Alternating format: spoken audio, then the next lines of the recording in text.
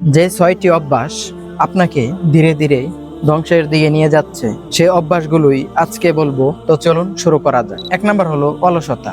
এই অলসতা আপনার সফলতাকে ধ্বংস করে দেয়। যে মানুষ অলস সে কখনো জীবনে বড় কিছু করতে পারে না। 2 নাম্বার হলো রাগ আপনার বুদ্ধিকে ধ্বংস করে ফেলে। রাগের সময় মানুষ এমন কাজ করে ফেলে যেটা তার জীবনে আফসোসের কারণ হয়ে দাঁড়ায়। 3 নাম্বার হলো ভয়। ভয় এটা মানুষের স্বপ্নকে নষ্ট করে ফেলে। যার মনে ভয় থাকে সে কখনো জীবনে এগোতে পারে না। 4 নাম্বার হলো অহংকার মানুষের উন্নতিকে নষ্ট করে ফেলে। অহংকার হলো পতনের মূল। যে ব্যক্তি অহংকার করে তার জীবনে কখনো উন্নতি হয় না। 5 নাম্বার হলো হিংসা। এটা মানুষের শান্তিকে নষ্ট করে ফেলে। হিংসা কারো কখনো শান্তি বয়ে আনতে পারে না। অন্যের ভালো দেখে জ্বলে ওঠা মানেই নিজের প্রশান্তিগুলোকে নষ্ট করে ফেলা। 6 নাম্বার হলো সন্দেহ।